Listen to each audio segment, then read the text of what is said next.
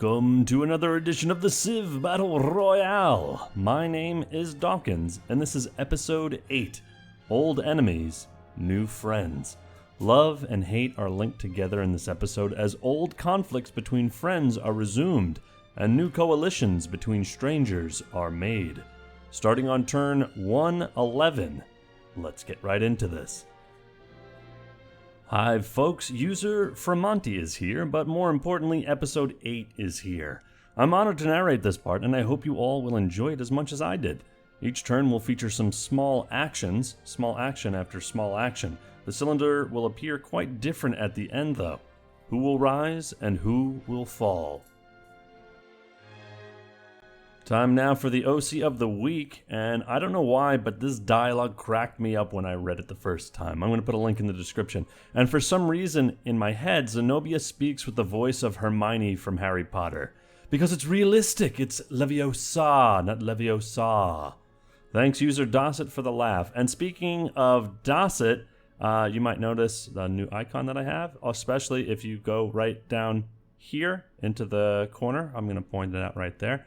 If you go there and click that, you can subscribe, and I would really appreciate that. So, thank you, Dosset, and thank you. Here we can see the map drawn by user Varia. Civs are starting to colonize even deserts and ice, but there still is some room for new cities and more fertile spots. Who will grab them? And here we can see this strange representation of the world by user Spherical Melon. Somebody should tell him the world is cylindrical. Anyway, I liked a lot of the fantasy behind the name of the regions in this map for Mark II, and I hope he'll be able to add them back somehow. I think it's up to us as the community to start naming wars and start naming regions. For the third time in a row, Zimbabwe takes the first position in the power ranking. It's easy to understand why. They're the biggest army in Africa, way above their neighbors, biggest production in the whole cylinder, first in techs with 18 researched, second in number of cities, 12. It basically has it all. Now the question is, will they be able to use this to their advantage?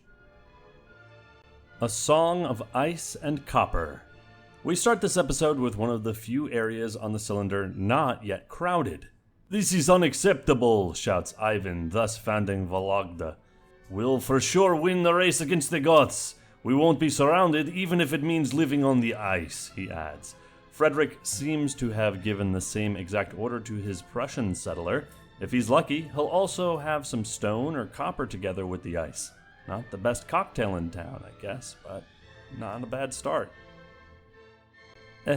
I've already seen this one.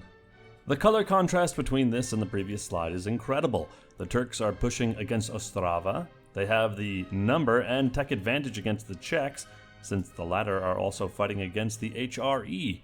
But on the other hand, this exact scenario has already happened 2 times in the past, so I'll wait before jumping on the Turk hype train. Goth navies are now wandering the Black Sea without a target, or any irony in that. Maybe, just maybe, razing cities to the ground is not the best choice in a domination game, but AI gotta AI. The Great Leap Forward to the Canton coasts. Poor Canton, they really can't catch a break, can they? Ba'arin is captured by Shikoku, and with no melee units around, it's unlikely it'll change ownership soon. Hong Kong is also taking damage, and the Sulu have completely wiped out the opposing fleet. To make things even worse, Blue China is advancing, even if they are slowed down by the forests. A lone neutral scout wanders, risking his life just to inform his leader about conflicts in a faraway land. You can hear the sirens in the distance. War. War never changes. Speaking about scouts risking their life, it seems the Venezuelan one in the top left of the screen is going to be sacrificed to the ancient gods in exchange for some culture. We can also spot 2 more Aztec settlers wisely heading north, escaping the horror of the war in Central America, only to find themselves trapped. In fact, Apache has declared war against the Aztecs. The notification's hidden, you didn't see it. That's why there is a wounded archer. There are only few units facing each other from opposite sides of the borders, but we'll see how this conflict will evolve. Assault to the Promised Land. Palmyra is honestly terrifying. Gornia is besieged by sea and by air, and I don't think it'll resist for long.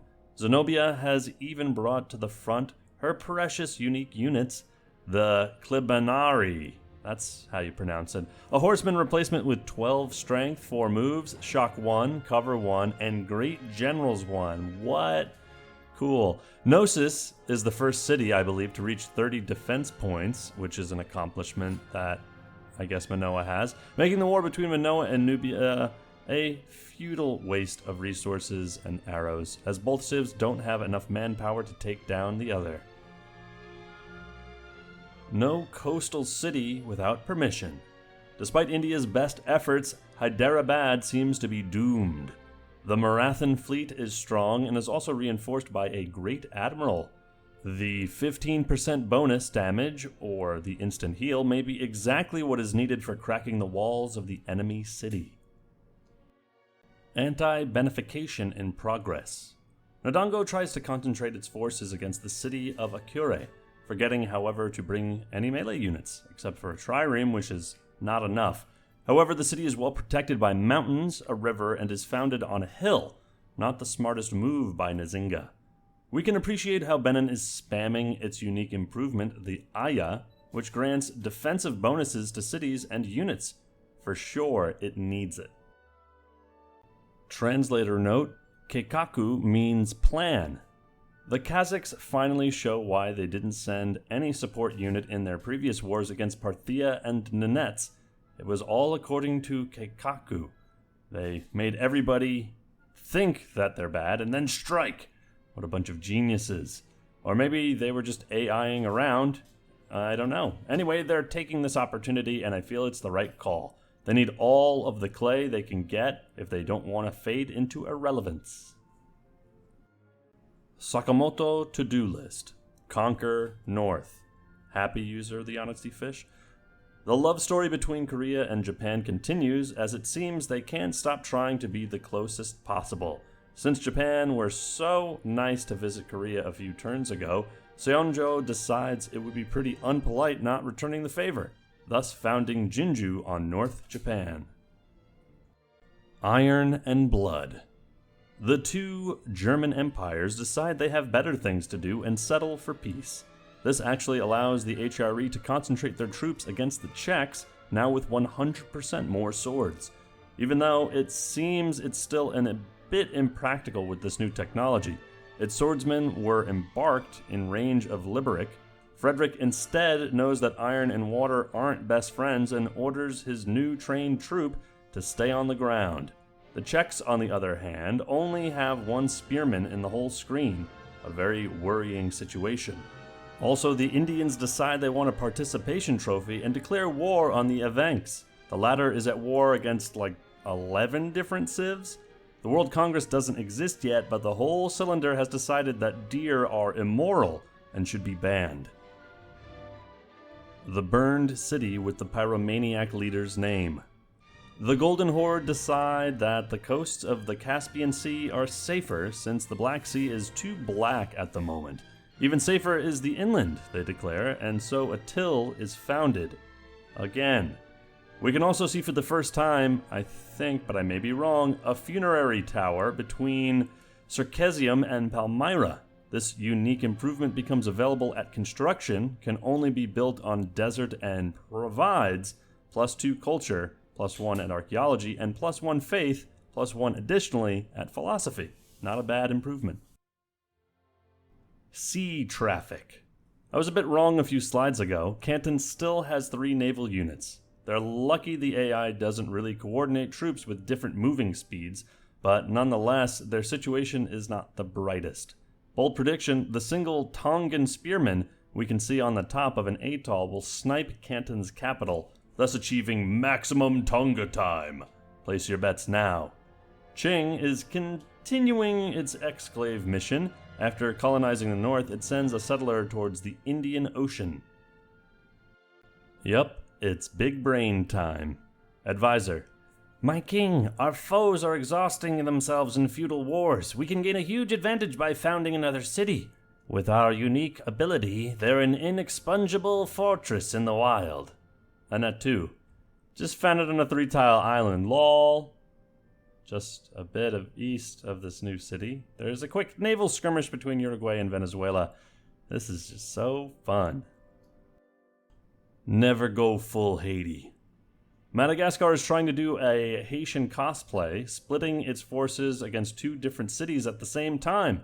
It's a bold move. Let's see when it won't pay off. Spoiler, very soon. Our first rank still is equipping its troops with axes, a light of hope for all the other African civs. I can confirm that at the end of episode 7, they still haven't researched construction or ironworking, but it'll get there eventually. Militarized settlers, aka cities. The new city of Jacamake allows Adni's troops to heal faster and advance protected by arrows. I don't know if this will be a decisive move, but anything that can help break the stalemate in Scandinavia is welcome. The Blue Parade. The Kazakhs capture Geni and send a new settler just a bit south of their new city. At the same time, they also start attacking Ergun. With no defense troops in sight, they should be able to take this city. Finally, a good showing by our yellow-blue civ. 4 different blue civs are present in this slide as well, even if we can say goodbye to the Sami Boyazovazi, suiciding itself against Yakesa. The proxy war between Prussia and Venice is over after 40-ish turns, and nothing interesting happened. Attack ships on fire off the shoulder of Vienna. The Holy Roman Empire and the Manx are now at peace. The conflict probably polluted the North Sea with the wood of sunken ships and the bodies of killed mariners, but in the end, it doesn't even matter. No cities were captured, all this production will be lost in time, like tears in the ocean. The line between determination and insanity is very tiny. The Ottomans still are unable to advance, even with very few Czech troops defending the front line. The Golden Horde also decided that the Black Sea is not so black after all, and move a settler over to the ruins of Mahar. Or is it Major? Line formation. We can appreciate one of the best known techniques used by an AI, the attack one at a time. To be completely fair, Oman is trying to move around his troops, but the mountains make this operation very difficult. Beta Israel, on the other hand, observes the conflict and takes note from its new city of Dagoma. I hope those sheep are worth all the desert tiles and salty water. They kind of forgot they're at war with Nubia too, so maybe they need to wake up. I think we can say goodbye to the Oman settler west of Damascus, as there is a chariot archer ready to take them. Malaysian adventures. Shivaji had a dream. Wonderful virgin lands, unexplored, untouched by war and other human activities. After waking up, he immediately ordered his men to conquer his dreamt paradise. I hope he asked permission from Tongu before doing so. Madagascar can't into Africa. Madagascar's attack is easily repelled by Beta Israel. Wait, is that a Japanese boat? Well, I hope it's enjoying its little tour. It was your fault. The defeated troops of the Selknam are sent into exile in the new city of Yewux. You can't disappoint your lord and get away with it, but you can try to remind them that you were going to conquer your target if it hadn't been for those meddling kids and their peace treaty. It likely won't be enough to save you, though. Epic prank. Ergun wrong. The settler of a few slides ago founds Ashnas, bottom screen, while the Kazakhs continue their assault to Ergun. Some Evenk troops rush to try defending the city, but it seems too little, too late. The net soldiers march towards Oylaguya, but they aren't a big threat, so no big deal. Perfectly balanced, as all things should be. Honestly impressed by the defensive skills shown by the Cantonese people, even though for each great defense there must be an equal opposite shitty attack from your enemy. We can all call it 4G's third law.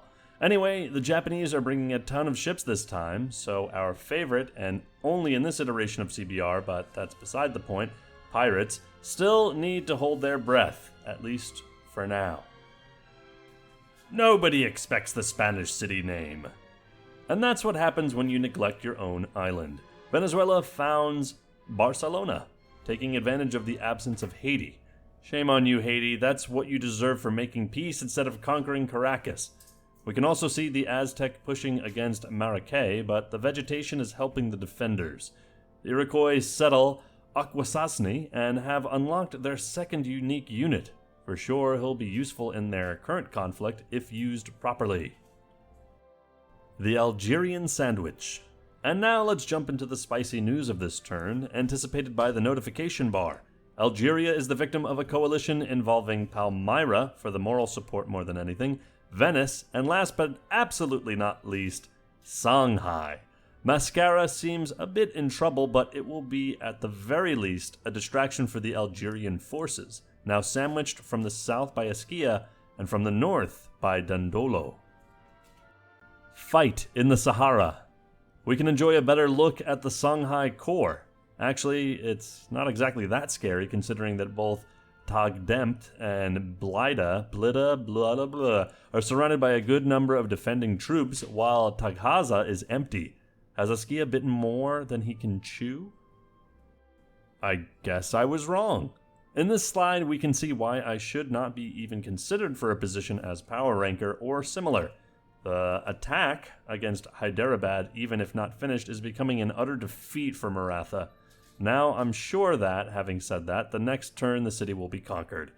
I'd like to point out that all the three capitals in this slide are having food problems. The infertile and hilly land of the region is not helping for sure. Central America on fire.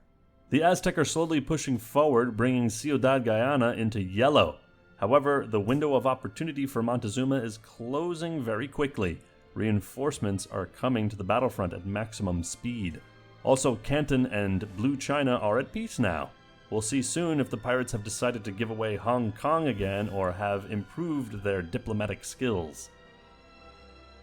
Jacamad. At a quick glance, I'd be prone to say that these two nations are at peace, as only a few damaged units hint the opposite situation. Only 2 units are in enemy territory, south of Jacamake, and I really hope this is the last time I need to write the name of this city, or say it out loud. 2 is more than enough. The Vikings are also using their horses to directly attack the enemy city. Another display of tactical brilliance, and nothing new. Madagascar has accepted that playing on its islands is better than exploring the main continent, and agrees to make peace with Beta Israel. I, for one, welcome our Kazakh overlords. At least someone is playing their cards well right now. The Kazakhs place a very good citadel outside Urgan, now in the red. The survivors of Geni's siege are also approaching the city from the south, outweighing the tiny defensive forces. On a completely unrelated note, happy birthday sitting Jesus! We now are in the first Anno Domini. I wonder if we'll see some other resurrections like in Mark II.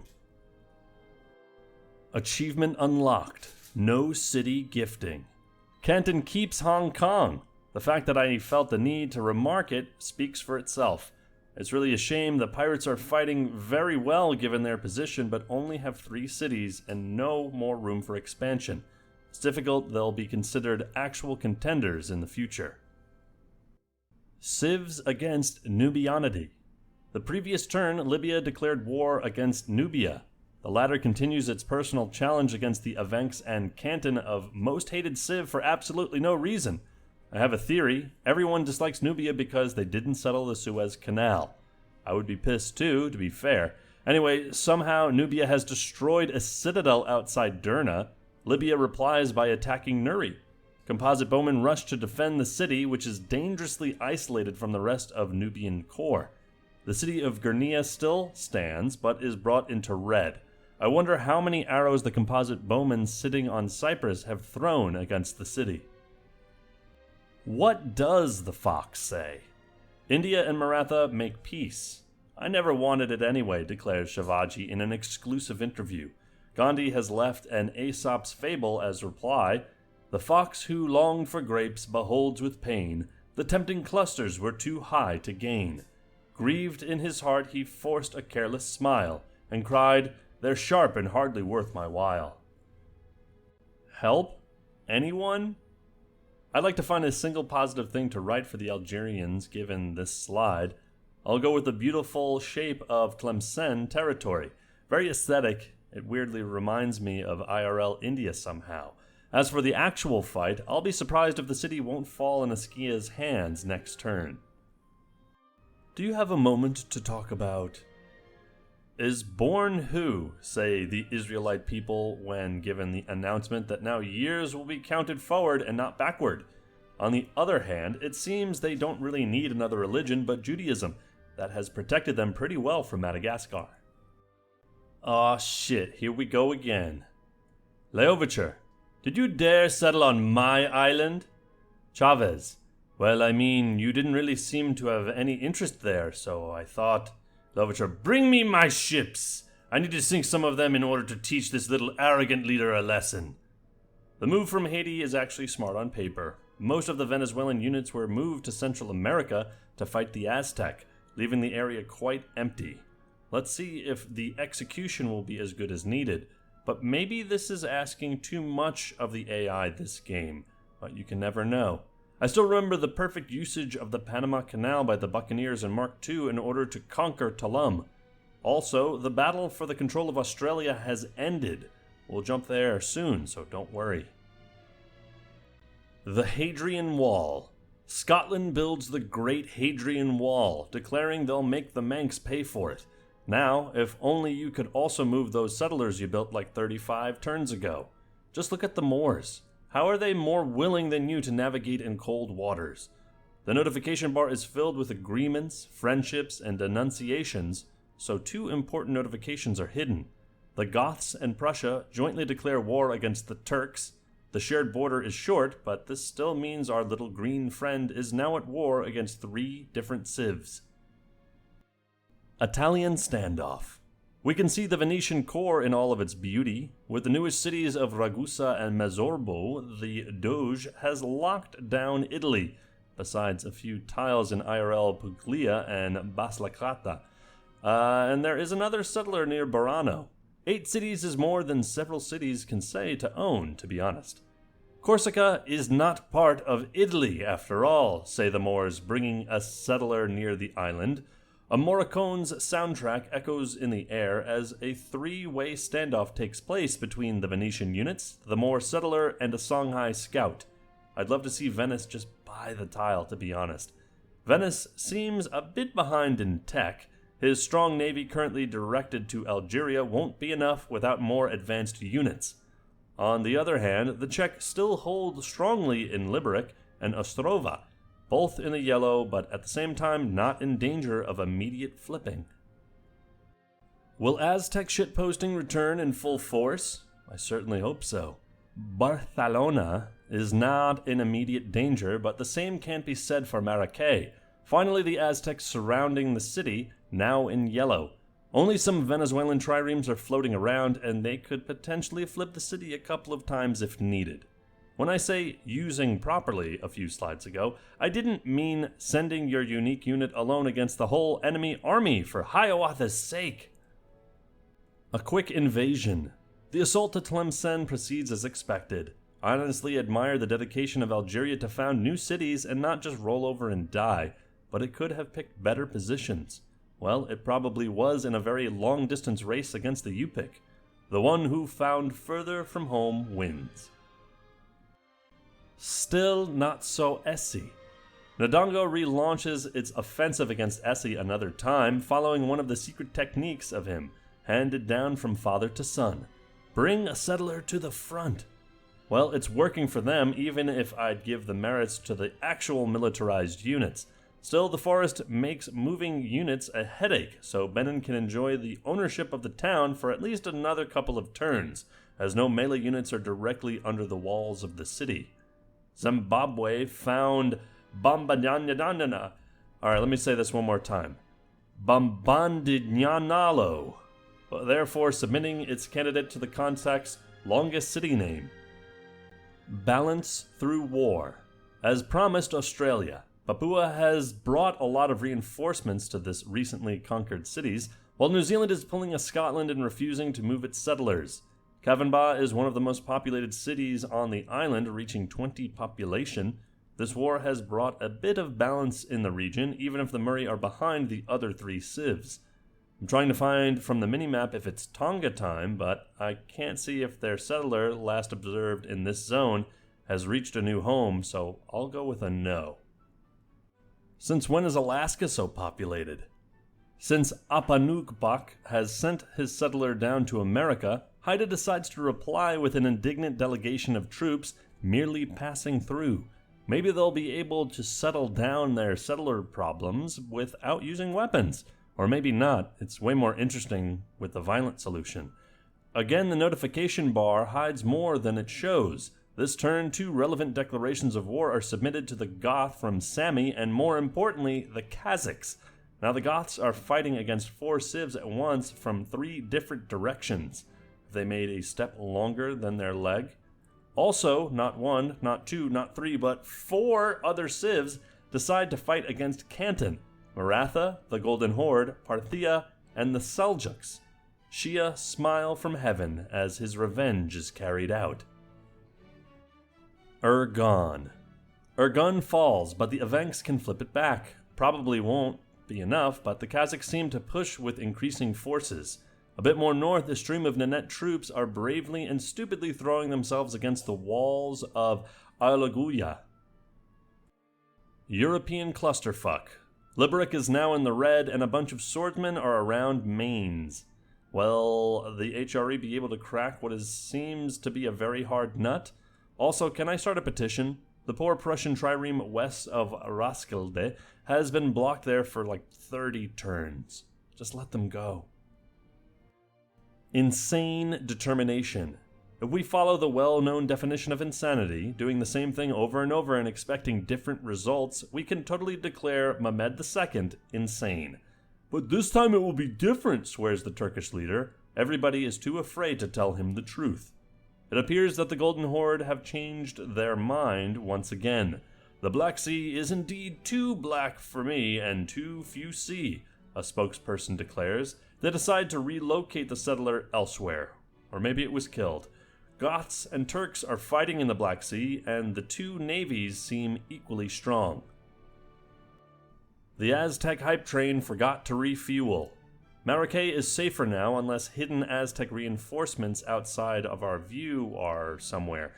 Venezuela should thank Montezuma, who has decided the best place for a Jaguar is on a boat. Toussaint, please, tell me you're not sending that poor spearman alone against Barcelona. He'll just suffer the same fate of the Tomahawk warrior near Jaketown. Why all those leaders are so indifferent for the fate of their armies? I mean, it's just like real-life politicians. Another one bites the sand. Well, this is a bit awkward. At the start of the episode, I predicted a quick Palmyra victory. 6 turns have passed, and Gornia, although in the red, still stands strong. Nubia is fighting with everything he has. Nothing but mad respect, considering Paye's empire has been at war with half of the world since forever. It's a shame, but the same miraculous defense isn't happening at Nuri. Libya has a very strong army knocking at the doors of the city. I want to see the bad city fly! Padme is just standing there, targeting the Oman troops that are so foolish to attack in Q formation. What a bunch of gentlemen.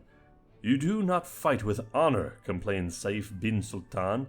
No, they did, simply replies Paye, glancing towards the direction of multiple lifeless spearmen bodies.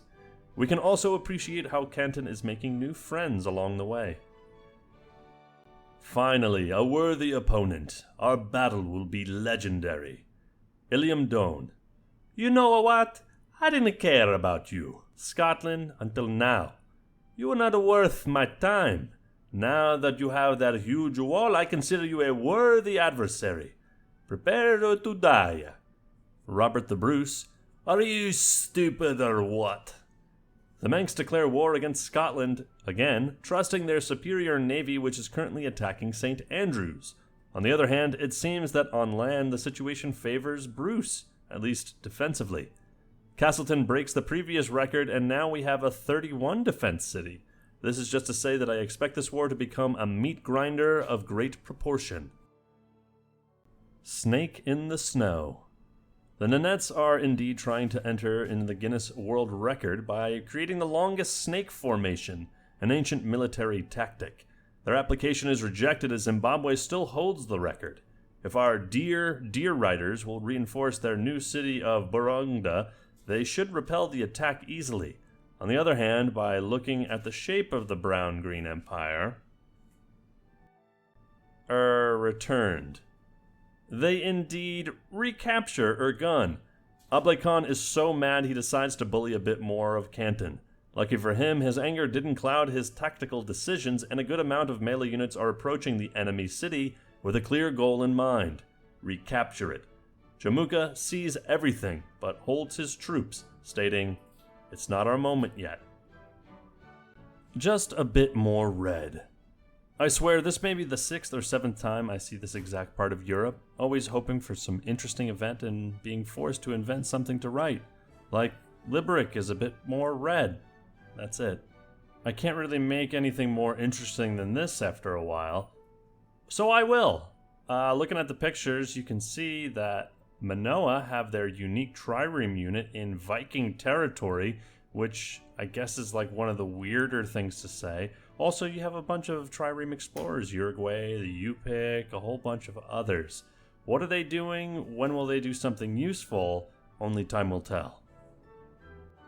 European imperialism time? In North Africa, the Venetians are launching their assault to the enemy capital. They may kill a couple of citizens by standing there and denying the sea tiles, but I don't think they'll be able to take the city and keep it. The troops defending Mascara, on the other hand, were all killed by a catapult hiding in the city and a chariot archer behind a mountain. The Moor settler is still stalled by the Songhai scout in Corsica. The collaboration between Askia and the Doge is indeed very peculiar. Between a rock and a hard something, Gornia still resists, even though there is a warrior in capture range. It's a pity, the same can't be said for Nuri. Libya is playing well, it was able to correct a bit of its bad start, and now has a decent and rather modern army. However, without a granary or a caravan, its new city will stay at one pop for a very long time. A puppet city focuses on gold, and there's an incense plantation in the desert. Lots of income, zero food. Expectations subverted. The first time splitting the navy was a disaster. Let's do it again. Also, let me forget to move the land army. Haiti just likes to play with our heart by alternating good decision and bad executions, the right amount of aggressiveness against others, and the not so right amount of expansion against empty lands. By overachieving, if we think about the initial expectations, and underperforming, if we focus on its current situation. But as a wise man once said, if you don't have faith, why are you even here? Insert another pun about Essie. Soldier 1. The moral support of the settler is doing wonders, don't you think? Soldier 2. Yeah, Essie is in the red. However, I can't help but think we're forgetting something. Soldier 1. Like what? Our plan is foolproof. Narrator. A melee unit. The stalemate is real. The land soldiers on both sides are basically in their same exact positions as the start of the war, but Bruce calls all of his navy and drives off the attack to St. Andrews. On land, the huge amount of composite bowmen fielded on both sides will make any push painfully slow. While the two civs are exchanging hugs, gifts, and lots of love, the Moors claim some clay of the British Isles too, and the HRE is curious too to see what there's on in the north, and sends a settler there. Golden Celebration. Happy Golden Era, fellow submates! Tonight we're all going to be taking golden showers. While champagne bottles are uncorked in the freezing Antarctic lands, the Kazakhs retake Urgun. The city's situation is still unstable, however, we can expect more flips in the future. The Horde approaches. Both India and the Kalmuk found an outpost city near each other. But the Khanate has brought together with the settler a ton of soldiers. Gandhi wasn't that smart, so she may have gifted the city to her enemy. Back in Bahrain. Wait, is Kenton really trying to take back Bahrain? It won't probably last. The Japanese Navy is too strong. You'd better try to research construction for those juicy composite bowmen instead. That's just a suggestion, though. Still, I want to congratulate them. Everybody and their mother in the sub have already been writing epitaphs for the pirates, so it's nice to see them go against all of this and fight well. Someone call a support line. Like, this is cyberbullying at this point.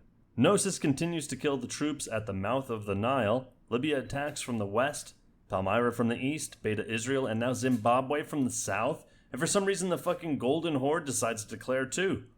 Nubia is able to create a tiny defense line against Libya, but Gornia has fallen, and the only melee unit in range is a nearly dead spearman.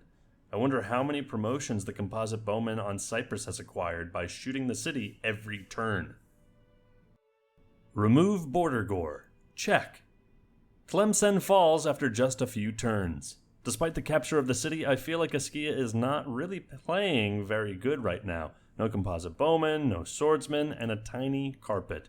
The Algerian cities on the north won't fall by themselves. Sorry to inform you. From the Caribbean with death. Haiti is slowly pushing forward, but Caracas seems more than fine.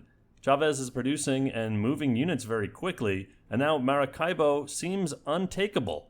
On the bottom screen, Nazca really wants to remind us that they are relevant and at war against Venezuela too. The events add the HRE to the endless list of their enemies. Cool motivation, still stalemate. The North Sea is the main theater of the Manx-Scottish conflict. The land is a bit more empty than before, but no gains are made. Big news is the new war between the HRE and the Moors. Marano is between them and will make moving units a bit more difficult, but they indeed share borders. Also, the Holy Roman Empire could try to take some coastal cities using its navy. My father took me into the city to see a marching band. The Black Parade retakes Oglycus, lost at the beginning of the war, and we can let out 3 cheers for Sweet Revenge, the arguably better album. The Golden Horde is in a very tough spot right now. The road to their capital is free, and the Goths still have lots of troops around. An intense push could be decisive here. Even if the Golden Horde can stop their foe, this war for sure is leaving them very weak, as their carpet is so tiny in comparison to the surrounding civs. Despite the Kazakhs having declared war 3 turns ago, only a few units are around Taraz, even if at the very right of the screen we can spot soldiers approaching the city. History makers? The Turks bring Ostrava in deep red and actually have a warrior in capture range. Are we witnessing history? The Goths have built or purchased a good navy, but the Battle of Black Sea still carries on without a clear winner. Palmyra has started assimilating Izmir, which immediately gains a citizen after being blocked at 2 pops since their capture. Still, they should start upgrading those tiles. Not nice location. Is Askia going to settle in the middle of the desert?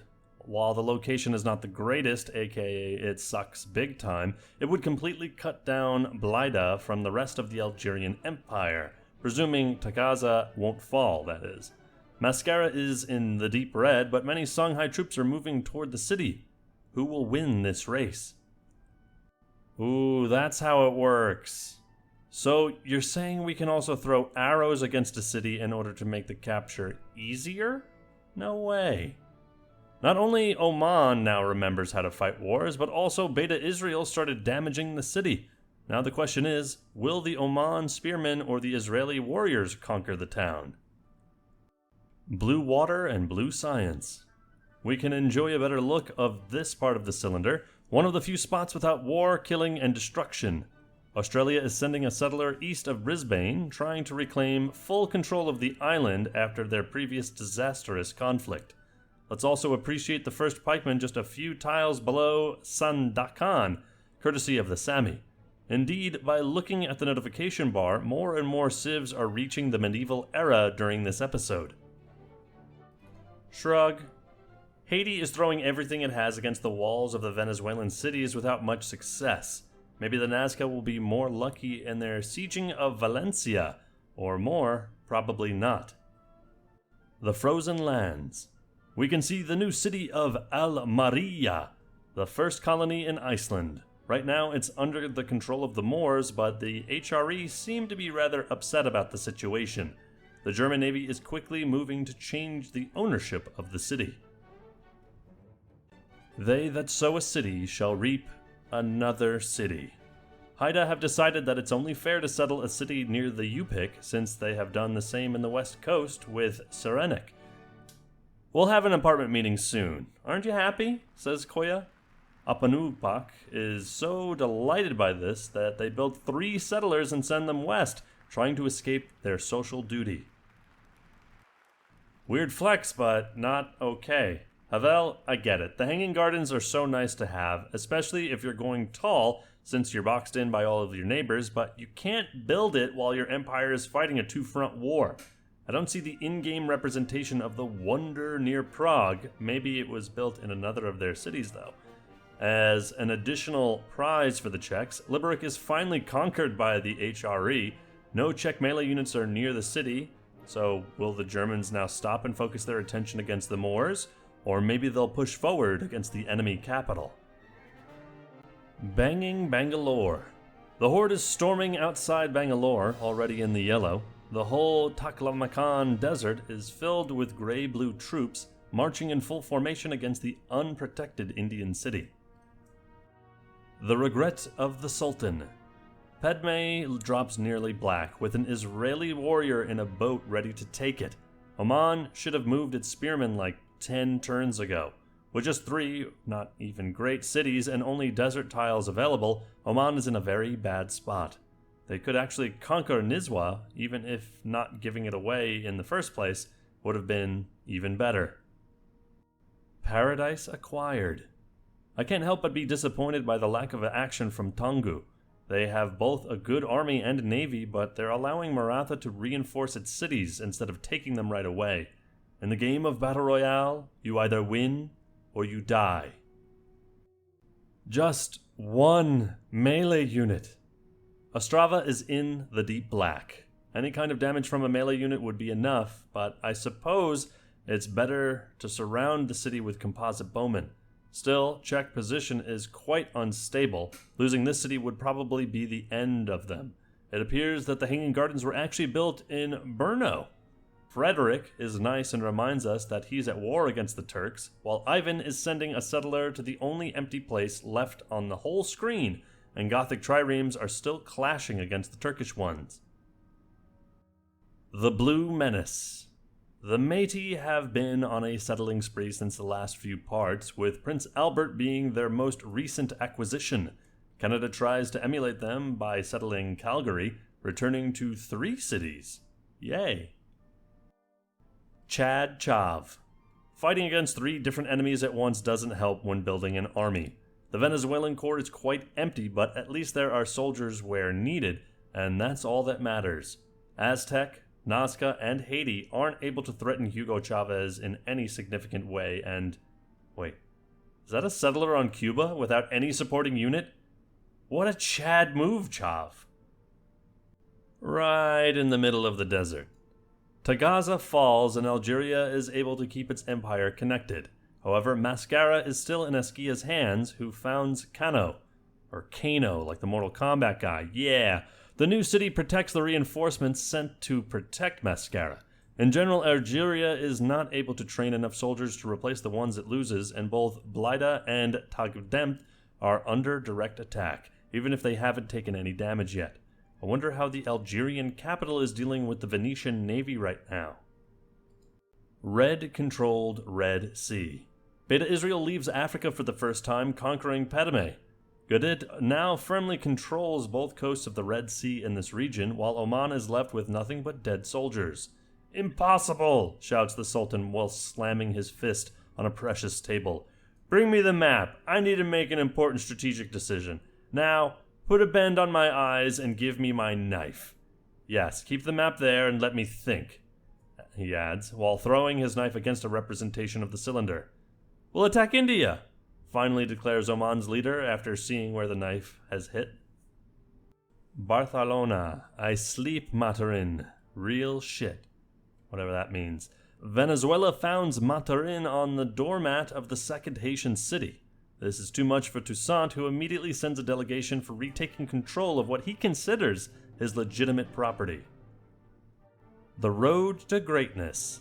Alaric has set up not one, but 2 catapults in range of Saray Batu. This could be huge unless he decides to follow the Moors' advice and use them to target troops and not the city. Are we going to see the second capital capture of the whole game? The Kazakhs finally send their army against the Goths. Ravenna appears very vulnerable. You can't honestly not ship these two. Dear Gandhi, I miss you. 38 turns have passed since we last clashed our armies against the sparkling moonlight. Do you still remember when I citadeled your capital? Those were the times. Anyway, my armies are sending to you this letter as a formal invite for a tea at my palace. I hope you'll accept. Don't mind the rocks and arrows from my troops. It was the quickest way to deliver the envelope. Sincerely yours, Narayan. Survived another day. The previous turn, Algeria and Songhai signed peace, just when Mascara was doomed to fall. Algeria didn't face the crushing defeat we could have thought. At the end, they basically traded a city for a city. However, Algeria seems exhausted while Askia fields a healthy army. So maybe even without Mascara, it was the best decision to sign the peace deal. I wonder if the Venetian settler will found a city in Spain. Random prequel meme. We finally find the Tonga settler who seems to return home. It's amusing, really. It seems they're trying their hardest to make the worst decision possible in any moment. And not just the moment, but the Mo woman, and the Mo children, too. Why all those Murray troops are navigating towards Boera? The Trans-Pacific Voyage. Haida wins the Bering Award thanks to his new city, Skeddons. I'm also here and I arrive before you, dear Apanukpak. Aren't you happy? Maybe. I'm still in time to settle somewhere else, though. Also, from the minimap, we can see someone has founded a city in Greenland. Seems the Holy Roman Empire, but their color is also similar to the Manx that I can't be sure. The BC team would probably answer this question. Coyote, it's the Manx. He's so good. 4 times. I'm not going to say it 4 times. Overheard in Goth's throne room after turn 124. He got me, Alaric said of Oblate Khan's attack to Ravenna. That fucking Khan boobed me. Alaric added, he's so good, repeating it 4 times. Alaric then said he wanted to add Khan to the list of leaders he'll declare war on with this era. The Kazakhs aren't messing around this part, honestly impressive. The Goths have founded a lot of cities, but although they have a massive army, they didn't distribute it evenly. Ravenna will probably fall soon, so let's see what will be Alaric's next move. The Forgotten War. Raise your hand if you forgot Geronimo and Montezuma were at war. The lack of shots of this region in this part means nothing actually happened, but I'm perplexed. How is it possible? I mean, the Apache have a lot of units. Are they just still standing around instead of trying to capture Tlatelolco? Well, at least they settled Lepianes and have 3 more settlers out. It's something. A Maturin fruit to take. Haiti isn't so great. Are you kidding me? When was the last time you saw a civ with such an ability and movement with triremes? Haiti puts the game in another level, and we will be blessed if we ever see a player with his skill and passion for the game ever again. Zimbabwe breaks records, the Chin break records, Haiti breaks the rules. You can keep your statistics. I prefer the voodoo. Really, you can't never know whether Toussaint is able to move smartly or badly with his troops. It's like a flip of the coin. This time, the coin flip declares smartly. The worst thing about a civ that is only good sometimes is that this can lead to losing, not winning, etc. I give this solid analysis to you for free. Thank me later. Hard regret. It's another joke based on essay. You can laugh. Thanks. Soldier 1, nothing. Soldier 2, nothing. Soldier 1. We should have brought a melee unit instead of the settler, shouldn't we? Reunification of Cuba. Maturin is gonna fall soon, possibly even next turn, as half of its health is taken out instantly. If Haiti will also concentrate his army against Barcelona, it'll become somehow relevant. I'm a little afraid this war is slowly but surely killing too many soldiers for the Caribbean Civ. Toussaint needs to devote more production towards his military forces. Kamikazing against Africa. The Venetian attack to Algeria has become a complete disaster, but the Doge is still sending his triremes in a suicide mission. Before the war, every tile in the Tyrrhenian Sea had a boat on top of it. Dandolo's frustration is evident, and he decides to denounce Manoa, the last obstacle to an Italian unification. A Tale of Two Citadels. The HRE placed such a good citadel outside Cologne, and the Moors reply with one between Sarikasta and Tula, but for sure more defensive, but a German push is now very unlikely. Also considering the Moors have way more troops in the region, maybe the HRE should consider a peace agreement with the Czechs. Arctic Showdown. Hiding in cities is for cowards, and the Evenks and the Nanets simultaneously declare war on each other. Red blood will soon stain the immaculate ice. Also, fourth city for the Nanets, Tarko Saleh. There is some fish and 2 atolls, so the spot is not as bad as can appear at first glance. Given the deity bonuses, obviously, a human player could never found a city there and get away with it. Tea Party of Gorka. The tea invitation was accepted, and now the two armies are waiting for orders. No, seriously, did they even move from the last time we saw this region? Scout Con is cancelled, Settler Con is created. I count units of 11 different civs. Not bad. The Evenks have founded 2 more cities, Tole, and one on the left corner only partially visible. At least, I suppose it's new given this defense bonus. While the war against the Kazakhs is not a success at the moment, they're still expanding. The Khanate imitates the Deer Mounters and adds Oranar to its empire with another settler ready, and even Korea has another settler out. I wonder where the Yupik colonists went instead. Poor Pores. As weird as may sound, Poverty Point may be eliminated before Canada. They still have a good army, and now Spartacus is helping with his military genius, but, spoiler, he died IRL as soon as the Romans sent a real legion against him. If Geronimo declares war and Hiawatha remembers to move his units, it would be the end of Tahara. The first religion map. We have a religion map. This is the first time, so let's take it all in. The Sunni are taking over not only Africa, but it's starting to spread into Europe as well. Libya is strong. It's competing west against Nestorianism, founded by Algeria, and Judaism in the southeast. Mainland Europe is atheistic, as Venetian Catholicism isn't spreading much, and the Blue Eastern Orthodoxy is followed in only 3 cities. Completely different in this situation in the Middle East, dominated by Oriental Orthodoxy. This is probably the only time I mentioned something done by the Seljuks in the whole episode. A bit north, the brown region represents Samanism, and it's the biggest religion right now in terms of cities, while the purple is Confucianism.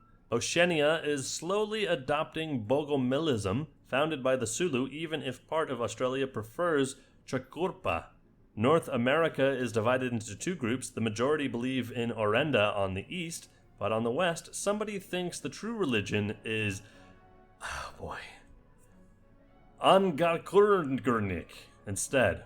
I wrote it, so Dawkins will be forced to pronounce it. Good luck with that. Thanks. South America is instead monoreligious, as Catharism is spreading throughout the continent. But strange voices are coming from deep to the south. I wonder who worships that. Religion Overview in Numbers, Part 1. A numerical representation of what I've just described. I remind you it's possible to find the religion bonuses and a lot of other statistics in the info chart spreadsheet, which I'll link in the description below, but it's also on the subreddit. I strongly suggest you take a peek at least sometimes. You can find the link in the right bar on the subreddit. Religion Overview in Numbers Part 2. We complete this episode with the remaining religions. I hope you enjoyed reading this part, or listening to this part, as much as I enjoyed writing it. If not, I beg your pardon, as it was my first experience in narrating.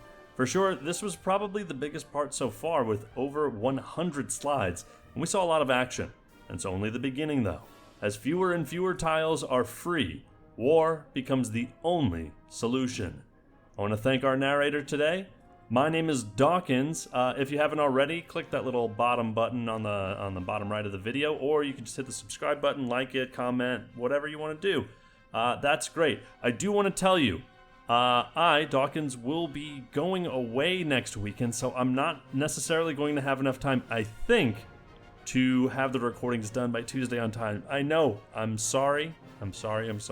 I will have it done as soon as possible, but please bear with me. Expect a slightly later part. I'm just trying to get things together. But I appreciate you being here. Appreciate you spending time listening to these parts. And until we meet again, we'll see you next time.